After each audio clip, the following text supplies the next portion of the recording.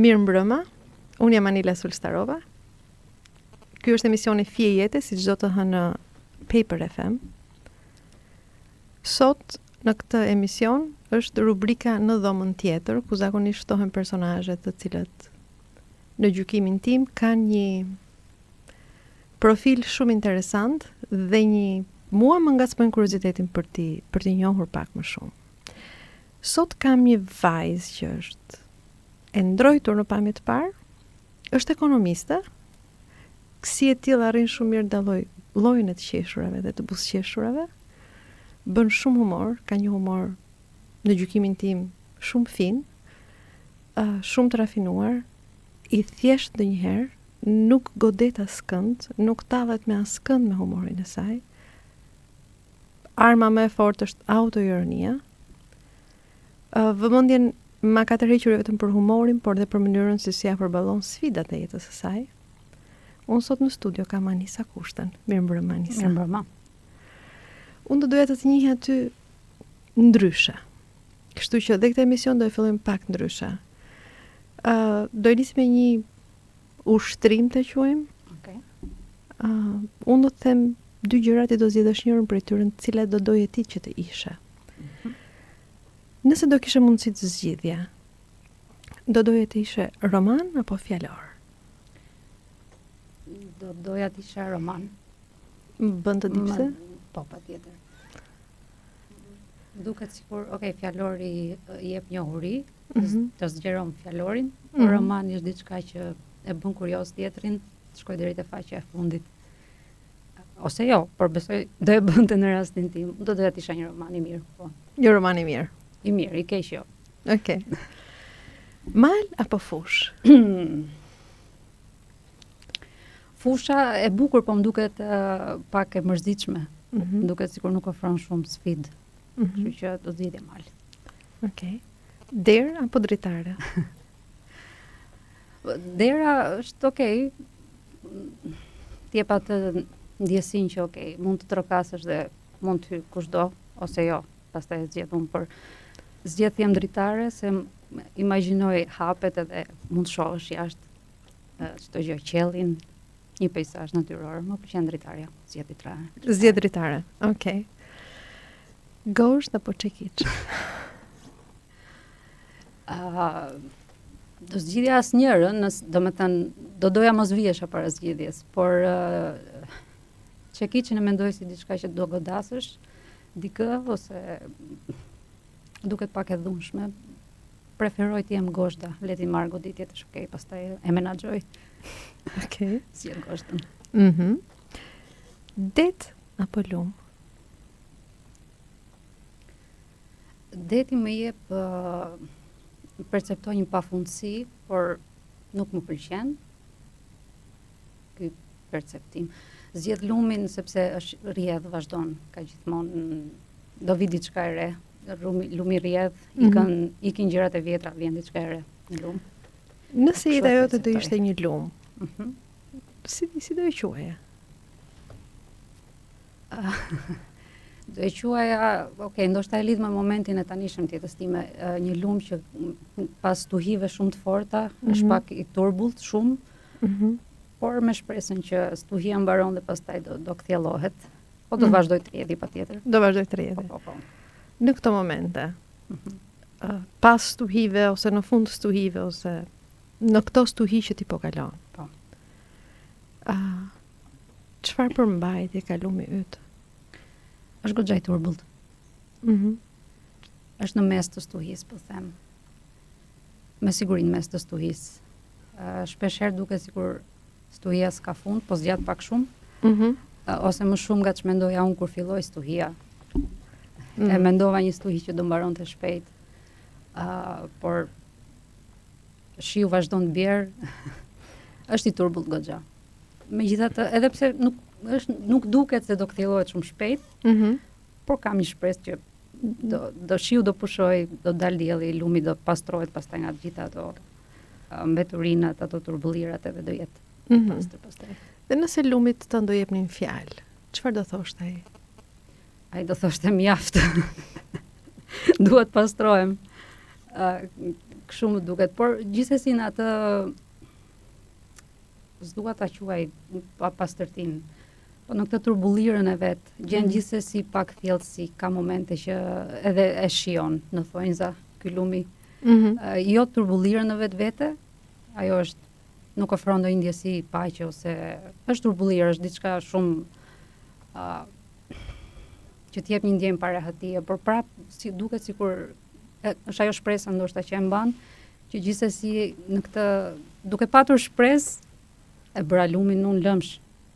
Jo, lumin tënd e kemi, të paktën unë e kam shumë qartë. Lumi kur ta dëgjoj këtë që po them unë do t'ja fusi vrapit. Do rrjedhi. Por është një lum që ka shpresë, i turbull po ka shpresë. Dhe nëse unë do kisha pyetur lumin, çfarë ke nevojë në këtë moment? Pyet lumin tani. Lumi ka nevojë që ta shohin dhe ta dëgjojnë. Edhe në këtë turbullirën e fortë që ka dhe mundësisht ta dëgjojnë për çdo lumi s'ka dall, po si ta them.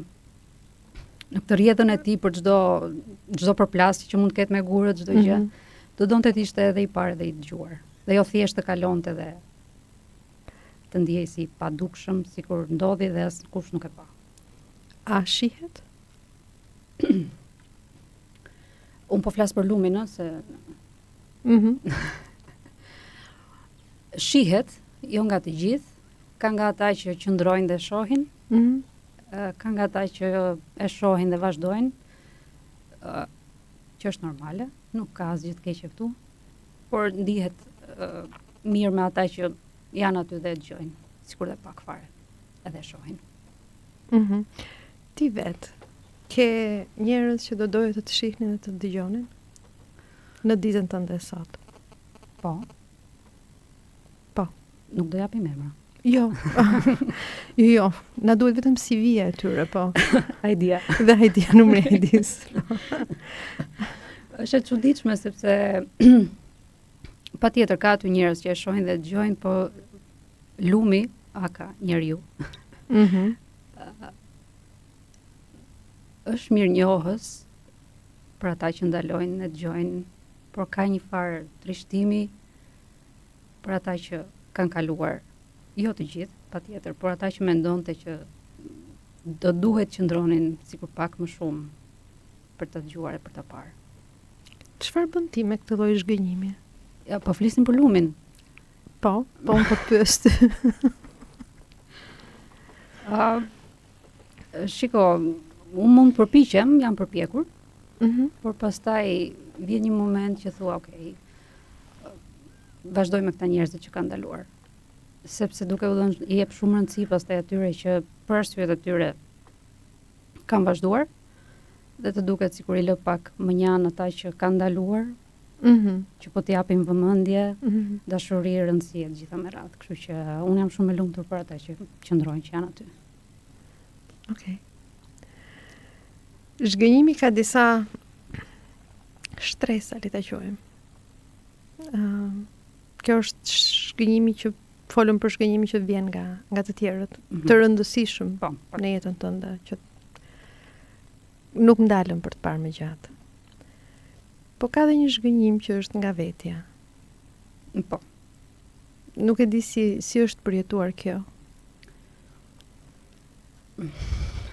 Po nga vetja, shiko, nga vetja jam zhgënjur shumë shpesh, gjithkohën. Ndoshta jam pak e ashpër, nuk mëson, jo, nuk mëson. Nuk e di nëse është e shëndetshme të jetë shaq e ashpër me veten, me shumë mundësi jo. Por zhgënjehesh sepse zhgënjehem, se po flasim vetëm tret, nuk është mirë.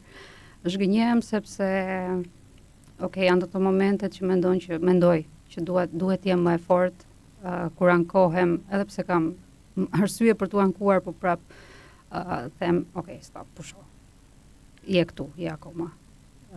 Sado vështira gjërat, je prap çohesh në mëngjes, del me vështirësi patjetër, por më zhgënjen trupi im, jo vetja, nuk e di. Mund ta ndajmë? Sigurisht. Trupi im më zhgënjen. Edhe pse trupi po ta pyesim siç pyetëm lumin, se mund të jetë qefi që se pyesim. Po, Më ka zhgënjur Anisa thot. Nuk e kam unë fajin. Okej. Ka momente që mendoj nëse do kisha qenë më e kujdesshme ndaj trupit, ta dëgjoja më shpesh, ta dëgjoja më shumë. Ndoshta nuk do të ishim këtu ku ishim, por e beson këtë?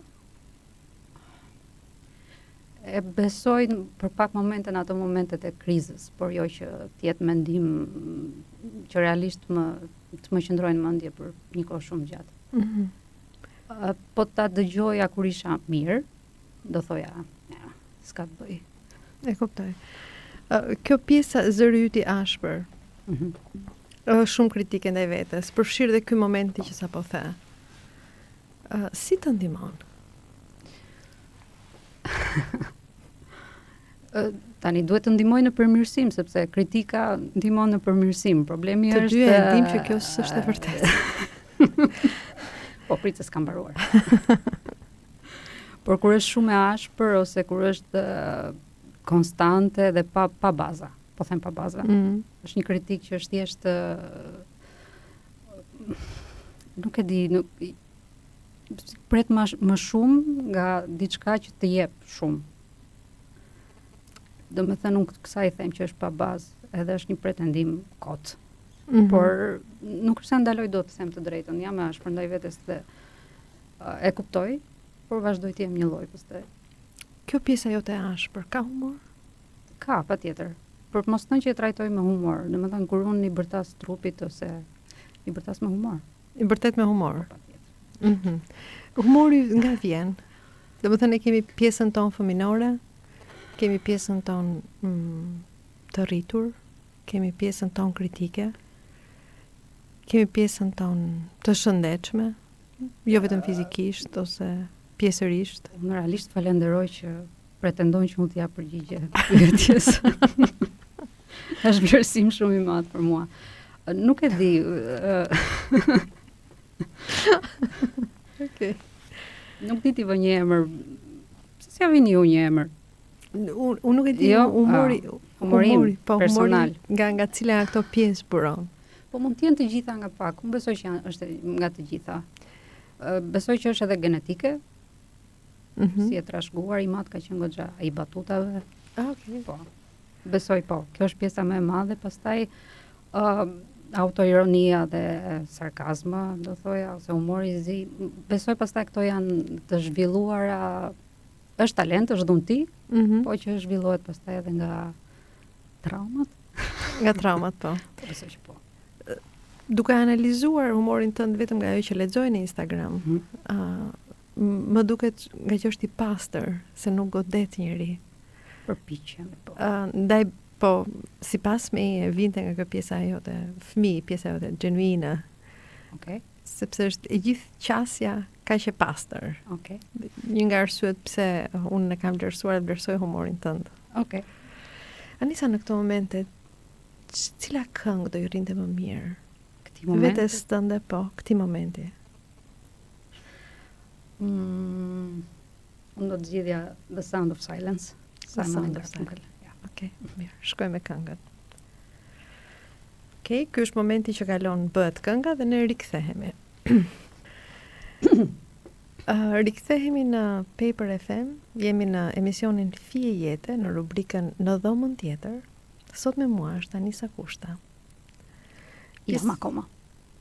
Po. S'kam ikur. Po, pse thash ishte? Jo, është okej. Ma fin që jam akoma këtu. Po, je akoma. Mund kisha ikur. Dhe kjo është e vërtet. Anisa, duke qenë se ti fillimisht të bërë një personazh shumë i njohur për shkak të humorit tënd, të paktën për mua që nuk i takoja rrethit tënd social, apo pavarësisht se jetojmë në Tiranë, erdhe nga Instagrami. Kur u vu re dhe nga të tjerët, ose ti kur e vure re fillimisht që kishe batut? Jo, unë kam vënë re edhe më herët Instagrami apo Facebooku. Unë kam qenë më e famshme. Në fillim ishte Facebooku, okay, dhe atje po. Me batutat apo ato shkrimet e shkurtra. Shko se si jam dalluar vetëm për humor. Jam dalluar edhe për shkrime që bëja disa shkrime që bëja, që ishin të mira, kështu thoshin. Okej. Shkruaj me çfarë tematike? Të gjitha, me aktualitetin, i kapja nga të gjitha. Dhe atje pastaj sigurisht duke thënë njerëzit ke humor të papar, mua më hypi vetë në qejf edhe kështu që u zhvillua. Pastaj me Instagramin po mori hov. Jo më njëherë. Në Instagram kur kam hyrë fillimisht si gjithë postoja ca foto koti. Dhe pastaj avash me këto batutat e gjëra. Nuk di të them, ka goxha vite, por nuk di të them një periudhë të saktë dhe si ka ndodhur ose të mbaj mend momentin kur shpërtheu. Ka ardhur pak nga pak gjëja. Kur ishit në këto drekat e darkat familjare, ti dhe babi, shkëmbenin batuta? Ne shkëmbenim batuta, po. Pastaj, shikoj, kam qenë tip, jam akoma, tip pak në tavolina nuk jam, nuk do quaja veten shpirti tavolinës as pak. Atëherë edhe më pak akoma duke qenë më e re, s'kisha në një vetbesim papar. Nuk kam qenë as tip llafazan ose shumë e heshtur. Por batutat me edhe ti dhe në tavolinë familjare, po. Por që të pyesje njerëzit kur isha, në shoqëri, po, gjithashtu me batuta, por për shembull nëse do isha e ftuar në tavolina ku isha për herë të parë ose të dytë, po ti pyesje do thonin ajo goca që rrinte urte nuk fliste fare, kështu që po, është një tipar i yti po aq i dallueshëm, të qenit po e tërhequr e ndrojtur. Edhe kur jemi dyshën në tavolinë se po. Po, Anisa, duhet kaloj disa orë që ndaj ndjenjë më shumë. E kuptova tani. Dita jote sot ndryshon nga ajo para 2-3 viteve? Ndryshon nga ajo para gati 2 viteve, po. Shumë. Ndryshon sepse nuk jam më në punë. Puna ime më e madhe tani është merrem me shëndetin. Është një ditë më e qetë duke mos qenë në punë nga kjo anë.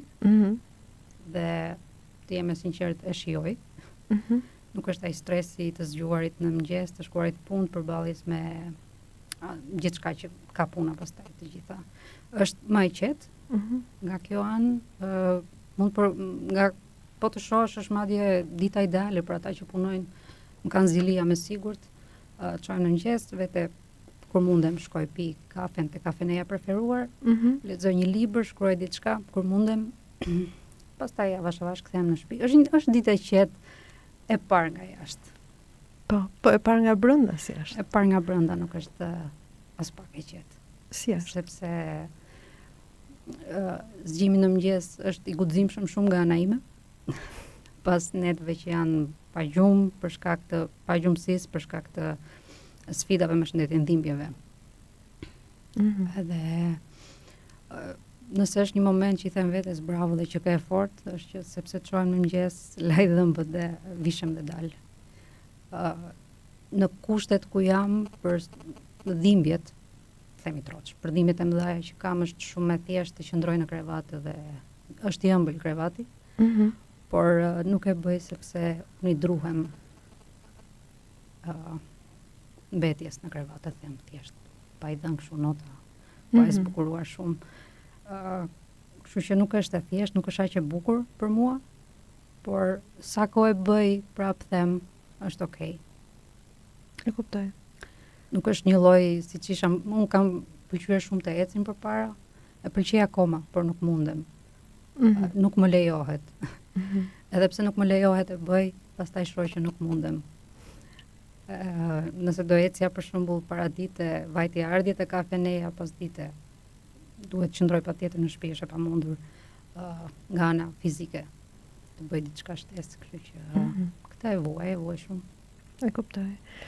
Ditën tënde ishte vetëm unë dhe procesi i zgjimit, shkuarjes te kafja, leximit, kthimit në shtëpi. Duket sikur ka nota vetë mia. Ka. Shikoj që në fillim unë kam bërë një zgjedhje që të përballem vetëm me gjën.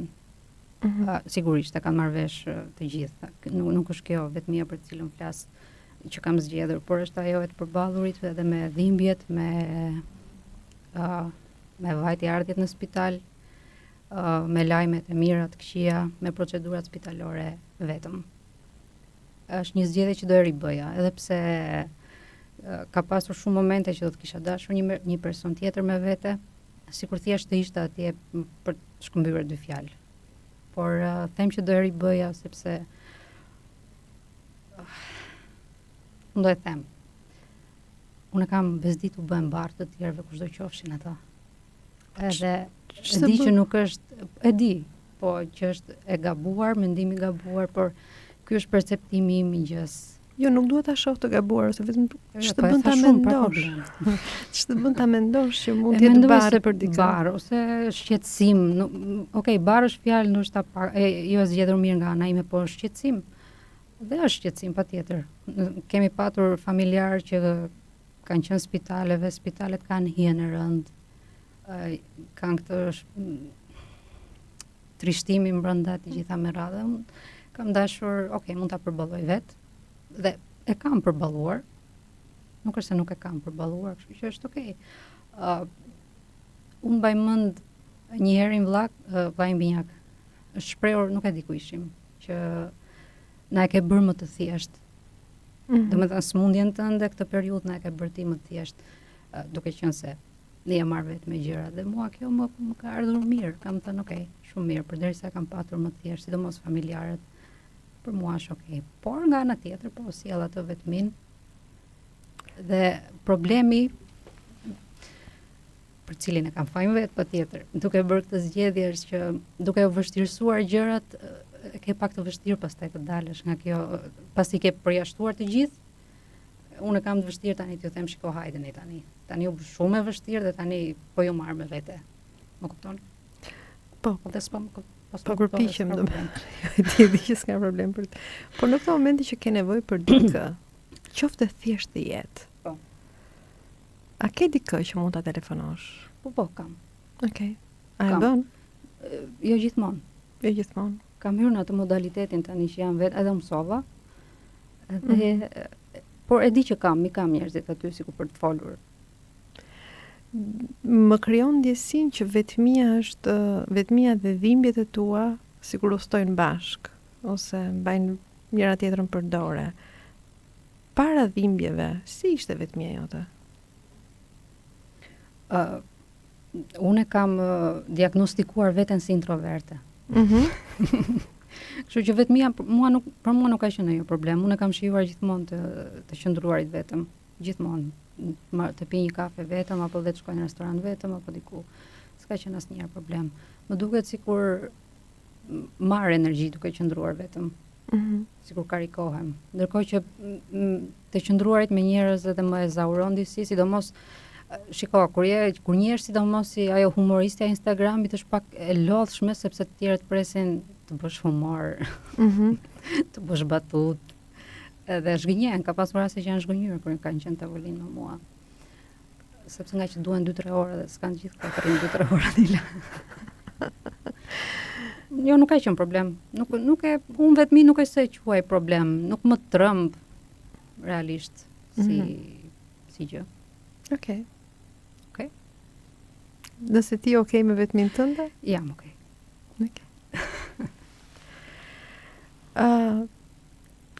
Çfarë të ndihmon ty të lëvizësh nga shtrati në ditë të vështira? Ajo që thash, frika, se mos pastaj shtrati më lidh aty, edhe nuk do të shohim dot më. Më së shumti më lidh kjo.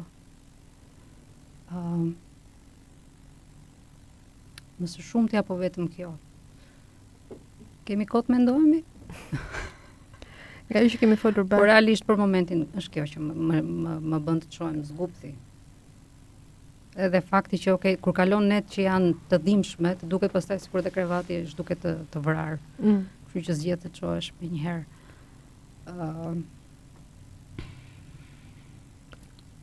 Kam frikë se për momentin është vetëm kjo. Unë kam ndjesinë që është dhe shpresa. Po është në vetë shpresë, po.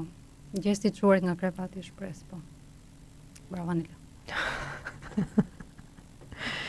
Për çfarë shpresojmë?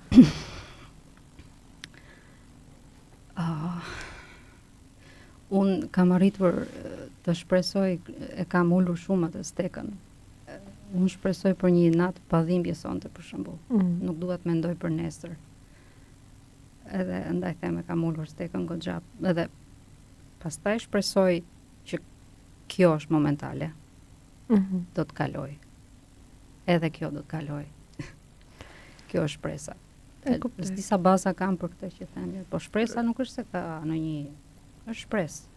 Gruaj mirë. Jo, po. Jo domosdoshmërisht duhet të ketë bazë të fortë. Jo. Rëndësi ka që e bën funksionin e saj. Po. Si e shikon vdekjen? Vdekja në vetvete nuk më tremb. Do të thënë momenti pasi ndodh fare. Më tremb momenti kur ndodh. Ose më tremb njëkohësisht dhe më bën kurioze si është ai moment kur njeriu e kupton që është momenti i fundit. Më bën shumë kurioze realisht. Dhe okay, dikur gjithë do e provojmë. Problemi është se s'do e themi dot. Kjo s'do e shkruaj dot në story në Instagram. Shikoj ishte kështu.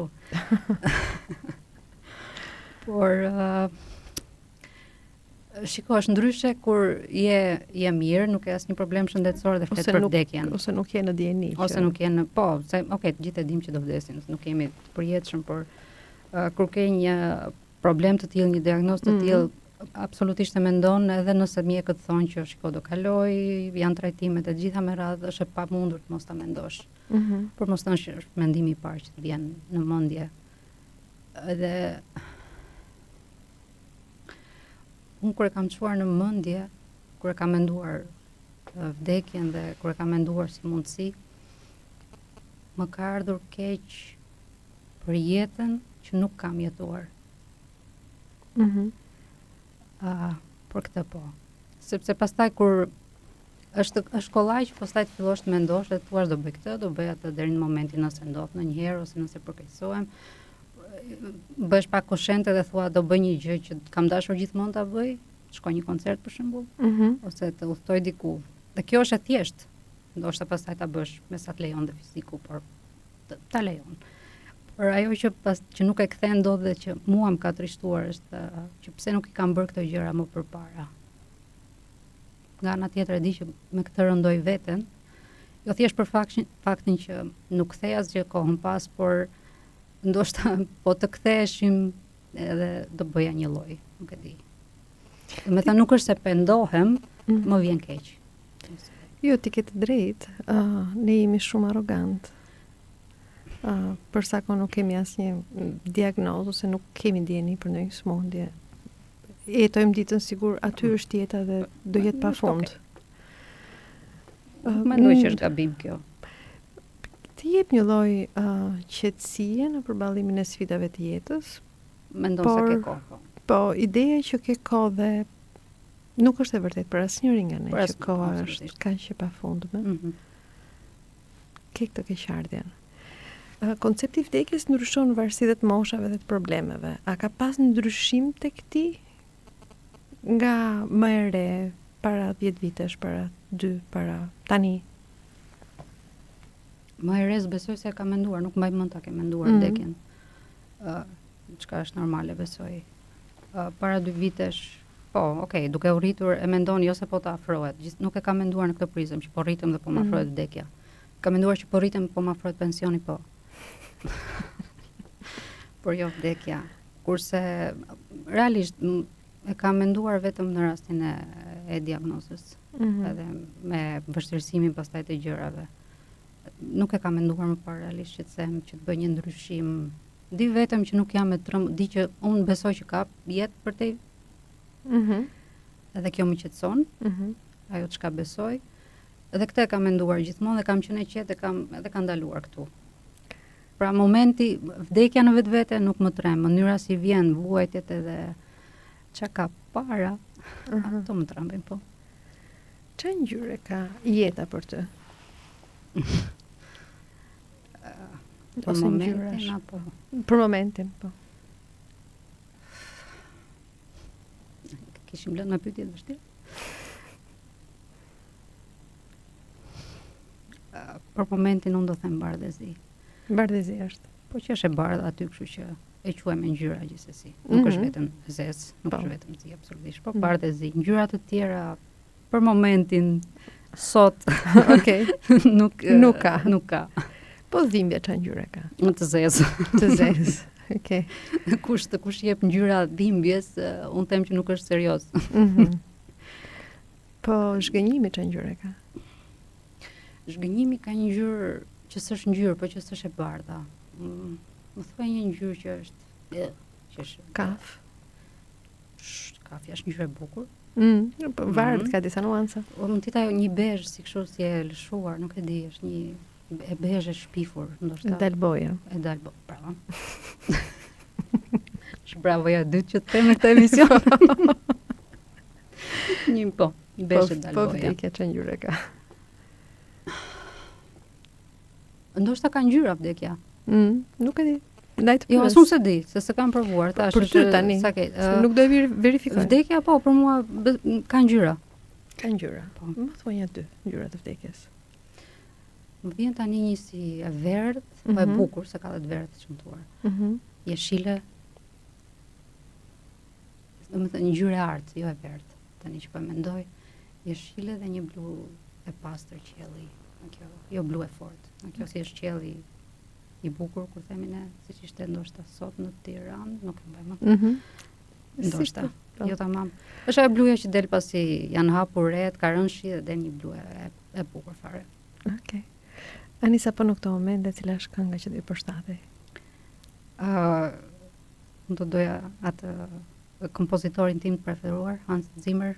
Okay. Now We Are Free nga Gladiatori. Okay. Faleminderit. Rikthehemi në emisionin Fije Jete. Në studio është Anisa Kushta. Akoma? Ende, po. Dhe në këto momente, Anisa, do doja të dija çfarë kuptimi ka për ty dita sot.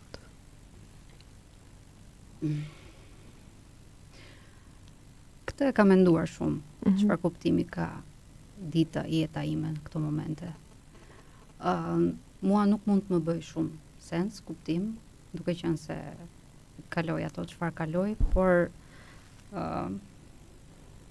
ka kuptim e shoh kur ka persona që më shkruajnë që forca jote na frymëzon. Dhe realisht kjo them që ka një kuptim. Ka kuptim në gjërat që mendoj dhe dua të bëj, kam në plan të bëj. Sot lexova një shprehje që ne jemi çfarë bëjmë dhe jo çfarë mendojmë që do bëjmë. Kështu që unë do doja gjëra që kam menduar gjithkohon t'i bëj, të filloj t'i bëj. Edhe nëpërmjet tyre shpresoj që këto mesazhe që më vijnë të jenë edhe më shumë, sepse dua të marr më shumë mesazhe. Ndihem mirë kur më shkruajnë mesazhe të tilla, sepse them okay, shërben për diçka. Kjo ndarje eksperiencë, edhe pse nuk jam hapur si vaj në lakrat, them çdo gjë, apo domethënë Instagrami im ka ende humor, nuk ka kryesisht humor. Ka kryesisht humor. Eksperiencën time me sëmundjen e kam ndar patjetër, por aq sa kam dashur unë të ekspozohem e para, sepse është gjithsesi përjetim privat, përjetim shumë personal i dhimbjes, i lajmeve të këqija etj me radhë. Shpeshherë ndjej si detyrë që duhet të them më shumë, pastaj them jo. Ndaj, aq sa dua unë ose jam unë rehat të ndaj me ndjekësit. Edhe përsërisht jam shumë e lumtur kur marr mesazhe që shiko, nuk ka rëndësi të them të dal në Facebook, në Instagram dhe të them sot kalova këtë dhe shikoj jam në këmbë. Njerëzit e shohin, e din situatën dhe kur shohin që vazhdoj bëj humor, kjo i frymëzon. Dhe thon, hey. Dhe marrin dhe ata forcë. Dhe flas kryesisht për njerëz që po kalojnë të njëjtën gjë, të njëjtën diagnozë. Është një vajzë që më shkruan gjithmonë dhe nuk e dija që më ndiqte. Më shkruan dikush, një shoqe imja që është një vajzë në Instagram që të ndjek thotë, dhe shoqja e saj më shkroi që ti shkruash pak për t'i dhënë forcë sepse ka nevojë në këto momente sepse ishte smur. Ajo më shkruan tani gjithmonë edhe ajo një më bën të ndihem shumë mirë që e kam darë si gjë dhe që jap forcë. Kështu që kuptimi i jetës time në këtë periudhë është ky. Çfarë do duhet bëja? Po nuk duan të them planet se Pse? Po unë se ç'thon sa që nuk bëhen pastaj. Nuk bëhen, a? Po jo, unë se mendoj, kështu që di. Kështu që thuaj, okay. Unë do doja shumë të bëja një stand-up komedi. Kam filluar të mendoj, të shkruaj. Nuk është se kam hedhur hapa konkret. Dhe kam hedhur dhe s'kam hedhur, kam folur me persona si mund të organizohet e të gjitha me radhë. Pastaj është pak e vështirë, duhet gjetur periudha kur jam unë më mirë, kur jam në Shqipëri dhe s'jam jashtë për kurat, por e kam në plan. Shpresoj brenda këtij viti, por nuk po premtojmë gjë. Okej. Do doja shumë të shkruaj një libër. Edhe për atë kam shkruar, po gjithsesi është një periudhë që kam ngecur. Sepse është ky dyzimi, çfarë të shkruaj dhe çfarë jo. Edhe në libër sa të ekspozohem dhe sa jo. Unë do doja të shkruaja gjithçka. Ç'të pengon? Nuk e di. Vetëm ti e di. Vetëm unë e di, po unë se di.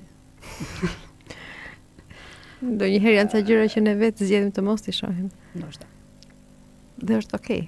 Thjesht vetëm ti e di, ky është fakt. Këto janë si dy ëndra, po them, që shpresoj t'i realizoj. Pastaj gjëra, nga Instagrami këto pak produkte me shprehjet mia që kanë filluar, siç ishte kalendari. Po, kalendari është po këto janë gjëra shumë mirë. Faleminderit. Po kjo është gjë e bëshme, domethënë kam filluar ta bëj, është okay. Edhe pse për këtë më është dashur shumë. Më ka ndenjur siç e ka një kushërir mbi kokë që ta bëj dhe që e realizova, se kam menduar gjithmonë më lere. Çdo fitoj nga Instagrami apo le ta mbajmë kështu siç është, postojmë një herë në kaq edhe është okay. Kurse këto të dyja pastaj janë pak edhe pse kam hedhur hapat për t'i bërë, prap më duket sikur s'do i bëj. Por tani që e thash këtu, duhet i bëj. Kam përshtypjen që po. Do të thënë është gati një premtim. Është gati. Edhe po, gati një premtim. Edhe politikanët premtojnë pas bëjnë që, kështu që. Po, e vërtetë është dhe kjo. Stand-up komedin e kemi tani brenda këtij viti. Okej, Anila. Librin e kemi jo, brenda vitit se është pak më shumë punë. Po, kjo është e vërtetë. Po, kështu që. Dhe libri është historia jote, është po. Është po. Po, duhet ta shoh si ta trajtoj, ndoshta si historia e dikujt tjetër apo të flas, nuk e di, janë ca detaje që si kam menduar akoma. Duhet bëj atë që më thonë të bëj, që thjesht shkruaj për momentin, pastaj i rimendon gjërat. Po unë jam pak ndoshta natyrë perfeksioniste dhe apo jo. Dua që kur filloj ta shkruaj e mendoj që është për libër edhe ngecem, prit se ndoshta nuk duhet kështu dhe ndoshta kjo më pengon. Po, dhe diçka tjetër që më ka bërë përshtypje, aq sa të kam dikur në Instagram, është gjuha shqipe që ti je ndër të paktët njerëz që shkruan në mënyrë korrekte. Edhe e pasur. Pra nuk përdor shumë huazime, gjen fjalët që përkojnë me atë që ke në mendje, gjen fjalët shqip. Dhe kjo është një nga gjërat e tjera që unë kam çmuar tek ti. Faleminderit. Përpiqem. Në të folur për shkakun nuk e bëj. Më shpëton një fjalë ose fraza anglisht, ndoshta nga kur ndikohesh sepse flas me mjekët për shkakun vetëm anglisht ose italisht. Edhe dhe çiksi ka hyrë tani që përdorim fraza anglisht gjithë, nuk e di pse. Po, nuk është se jam shumë krenar në të folur. E përdorim se na duket vetja pak më të mençur kur përdorim llafet jashme. Është vërtet, mua më duket çik më kështu. Nëse jo më menç, pak më cool. Por në shkrim po përpiqem shumë që mos përdor fjalë tuaja, edhe ta shkruaj mirë. E respektoj gjuhën shqipe. Nuk pretendoj që e di shumë mirë. Jam e sigurt që bëj gabime, por mundohem. Me siguri vetëm një gjuhëtar mund ta kuptonte gabimet që ti bën. Për ne popullin e thjeshtë, gjuha jote është shumë e pastër. Faleminderit. Në këto momente, cila është kënga që do të dëgjoje? Alphaville, Forever Young. Faleminderit. Hajde. Okej, rikthehemi në studio atëherë. Në emisionin Fije Jete kemi Anisa Kushto në këtë pjesë të fundit. Anisa, çfarë ka diçka që ti nuk e shtyn për nesër? Sot në ditën tënde, që është shumë e rëndësishme. Kafen. Pirjen e kafes nuk Zgjimi në mëngjes për nesër, zgjimi s'kesi ta shtysh e duash. Në fakt unë ka gjëra që i shty çdo ditë. Ato që ti nuk i shtyn dot. Po flas për ato që ti nuk do të. Po pirjen e ilaçeve nuk e shty dot. Po. Okej, kështu që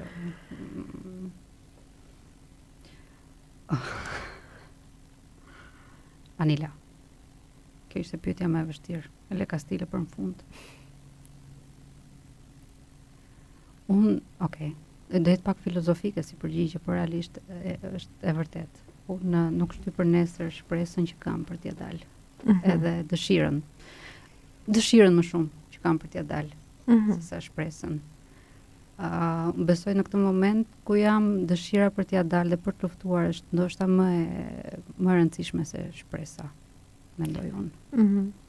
Se ajo më shtyn pikërisht të çojmë nga krevati, të bëj një ditë normale, edhe të kënaqshme, okay? Ai momenti i kafes është për mua vlen shumë, nuk e di, për qetësinë që ka, që mund të dëgjoj muzikë, edhe dëgjimin e muzikës nuk e lë asnjëherë për nesër. Janë gjëra të vogla, po në këtë moment për mua janë shumë domethënëse. Nëse do kishim një shkop magjik, çfarë do kishte bërë ndryshe?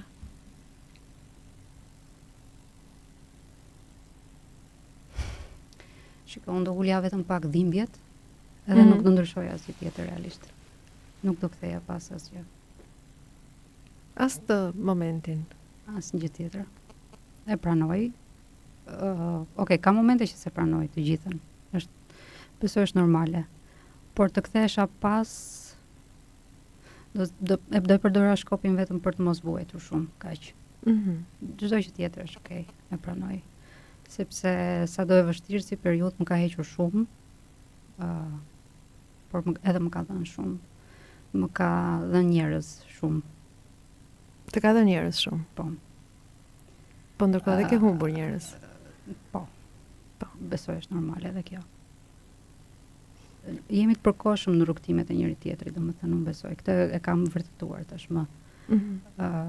Mirë do ishte të kishim pranë njerëzit që i duam, miq, me radhë, gjithë jetën, patjetër, por ja që ndodh mos i kemi të gjithë, edhe pse janë, po nuk janë, më kupton. Por unë jam afruar me njerëz që i kisha aty dhe i kisha harruar ose dhe i neglizhoja. Dhe për këtë jam më shumë e mirënjohës dhe kënaqur që jam rikthyer me shumë njerëz që ju ofroj miqsinë time, më ofroj miqsinë e tyre, por edhe kam zbuluar njerëz të rinj, miqësi të reja dhe që ndoshta besoj unë, nëse s'do ishte kjo periudhë, nëse s'do kishin ndodhur këto gjëra, nuk do i kisha njohur. Kështu që gjithsesi në rrethana të caktuara të jetës, përveç ngjarjes që ndodh, që të trondit, të shkund. Një nga momentet më delikate është kur kupton që humbet njerëz të rëndësishëm. Njerëz të kishe besuar që do ishin aty. Që shiko, ndoshta edhe nuk i kam humbur, ndoshta janë, ndoshta do të rikthehen. Nuk po i quaj humbje. Ndoshta është e përkohshme, ose kështu dua unë besoj. Po pyetja ime do ishte, jo nuk ka gjë. Faleminderit që e sqarove. Arrin të falësh? Ti falësh? Po. E para nuk i kam dënuar, si thuash. Nuk i dënoj në zemër as pak. Kështu që për këtë them nuk i fal sepse si kam dënuar. Pastaj si tip jam tip që fal. Ndoshta më shumë se ç'duhet. Shpesh herë kërkoj falje për gjëra që si kam bërë thjesht për të rikuperuar një marrëdhënie ose për ta mbajtur që të mos iki për shkak krenarie ose diçka. Ndoshta gaboj, shpesh herë kam gabuar me këtë kërkesën e faljes për gjëra që s'kan qenë përgjegjësia ime. E di që nuk kam gabuar, megjithatë kam kuptuar që një më fal nga ana ime e zgjidh gjën dhe e ka zgjidhur dhe ka vazhduar gjëja, është okay. Kur ke thënë më fal, po që ka qenë një fal, jo thjesht për të mos humbur një marrëdhënie ose dhe kurse ke ndjer, po kur e ke ndjer që ka qenë një gjë që ke lënduar dikë. Si është ky procesi yt kur kërkon falje? Nuk është i vështirë për mua, as pak. Nuk kam ndonjë krenari që të më duhet që ta mendoj shumë që të kërkoj të falur, apo pastaj të ndihem si e pavlerë sepse kërkova ndjes, kërkova të falur. Për mua më vjen shumë e thjeshtë të kërkoj të falur. Nuk ka ndonjë proces kush e di që ndodh tek unë, kërkoj të falur dhe kaq. E kuptoj, është procesi i vështirë është ai të kuptosh që ke gabuar. Po veten e ke falur? Do e mbyllim këtë emisionin e po, për pak minuta. Varet për çfarë e kam falur.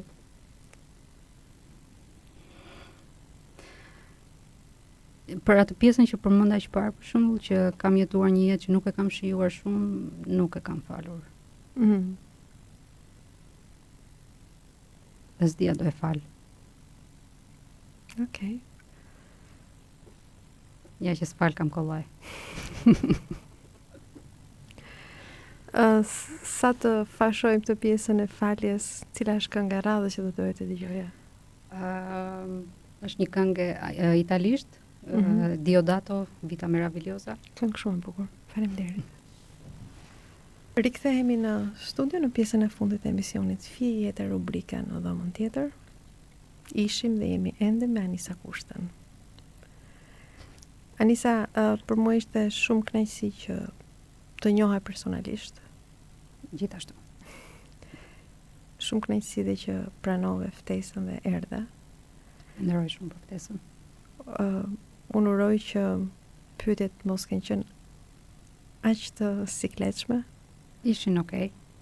Ishin shumë mirë, unë e shijova shumë. Se përgjigjet e tua për mua ishin me shumë peshë dhe me shumë lerë. Mora notën? 10? Faleminderit shumë. Edhe për të thënë edhe një gjë, më pëlqeu prezantimi që më bëre. Se tash ma bëj surprizë. Më pyete çfarë të them, tash ma bëj surprizë, më pëlqeu shumë. Shumë faleminderit. Nga Fije jete, natën e mirë, dëgjohemi të hënën që vjen.